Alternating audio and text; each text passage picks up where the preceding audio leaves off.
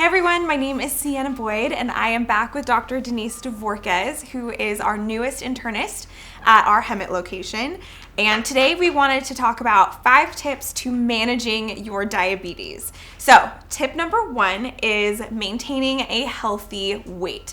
Dr. Dvorquez, what would you say to those who are looking to maintain a healthy weight and manage their diabetes with that? Yeah, so we can help you know how much weight you need to lose to have a healthy weight. We regularly use something called the BMI, is the body mass index, which we calculate based on your height and your weight, and we can tell you where you are in that area, which class are you in, and how much you need to lose to be on a healthy weight. Even if you lose 10 pounds, the magnitude of that weight loss can be so big. So don't get discouraged if you end up knowing that you need to lose a lot of weight. But even just losing 10 pounds can help a lot. Really? What would even losing 10 pounds help with when it comes to diabetes? Yeah. It can help you reduce how much medications you are taking if you are trying to decrease the medication burden. It can also help you attain the A1C goal.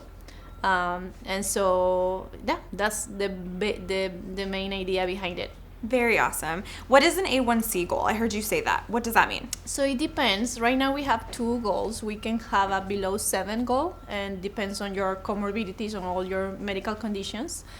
If you are a person that has a lot of problems, a lot of medical conditions, we might say you want to keep it below 8.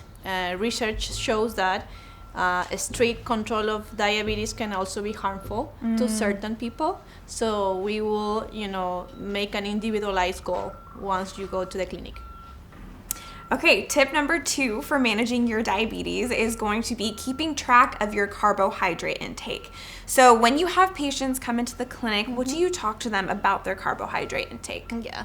So what I regularly do is to tell them to portion control. Okay. And basically, the first thing is, what is a carbohydrate, right? So I tell them, rice, pasta, potatoes, those are carbohydrates, and you want to keep a low intake of that. So you can use a measuring cup if you want to, and if before you are eating maybe a cup of rice, if you are Latino, you really like to eat rice, and rice is not such a good meal if you have diabetes. So you maybe want to see how much you are eating and try to cut it in half, and that way you can control how much you're eating. That's a great tip. I love what you said. Take what you normally eat, cut it in half. That way you still get the enjoyment of the rice and the potatoes, but it's not as much as you had been eating before. Exactly. Little tips like that are super helpful. You had mentioned carbohydrates and how you want to reduce that for diabetes. Why is that?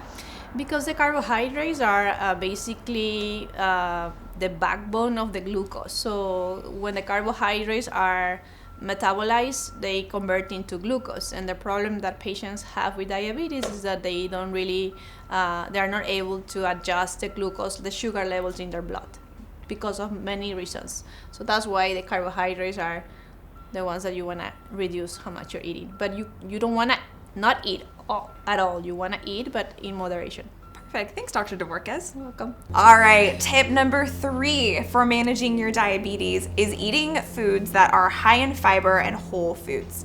So what kind of diet would you recommend those who have diabetes be on? So right now there's a good diet called plant-based diet, which basically means you're going to eat a lot of plants and vegetables, which are high in fiber and they're not processed foods.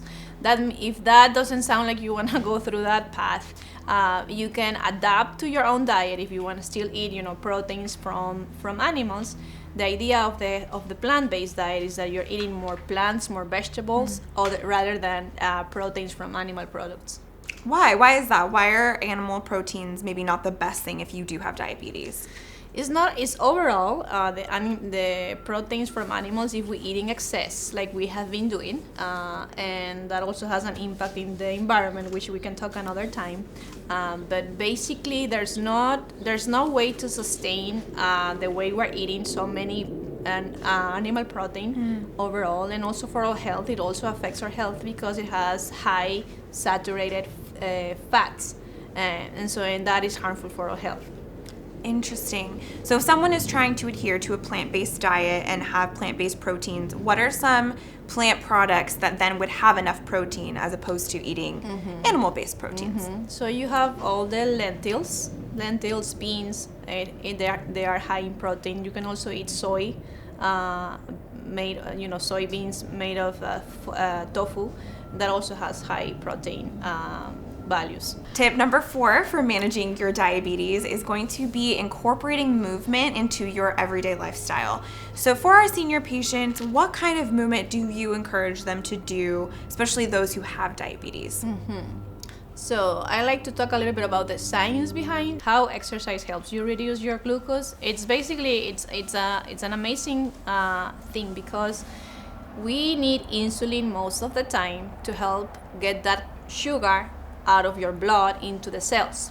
And there's times when you don't need the insulin. And so exercise is one of them. So basically when you're exercising, your muscles are very smart, and so they want to open those gates and you can get your glucose, your sugar inside. And that's how exercise reduces your glucose levels and can help you obtain your A1C goals. So it basically works as a medication. Perfect. Wow, that's so interesting. I never thought of exercise as actually a medication for diabetes. That's the first time I've heard that. So that's pretty awesome. If you have senior patients who do have diabetes, what kind of exercises would you recommend that they do? This is very individualized. So, but broadly speaking, if you have access to a pool and you like to swim, that's an excellent exercise because it won't hurt your joints. If you don't know how to swim and you want to access a pool, that's perfectly fine. You can just walk, inside the pool. That will help you build muscle strength, and that will be a very good, healthy exercise. You can also just walk, just walk in and think about 30 minutes as the goal, 30 minutes 5 times a week. And it depends on how comfortable you feel. You can bike ride, you can jog. It just depends on your health and what exercise you can do. But walking is good enough.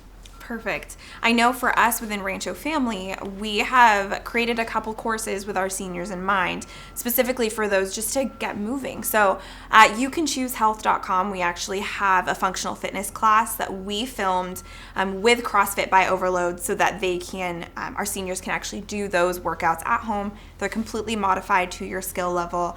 And then we also have done a Pilates class, a functional Pilates class with a local Pilates instructor, so she can teach you about functional muscle movement and just how to be flexible and really strengthen your core. And so between those two things within Rancho Family, those are things we brought to our senior patients specifically so that they can just continue to move. And our last tip number 5, is visit your doctor regularly. Dr. Dvorquez, tell us how often you'd like to see your diabetes patients in clinic. So we regularly see every 3 months. If you are well controlled for a quite a while and there's nothing really going on with you and you're doing okay and your A1C is at goal, you can do it every 6 months.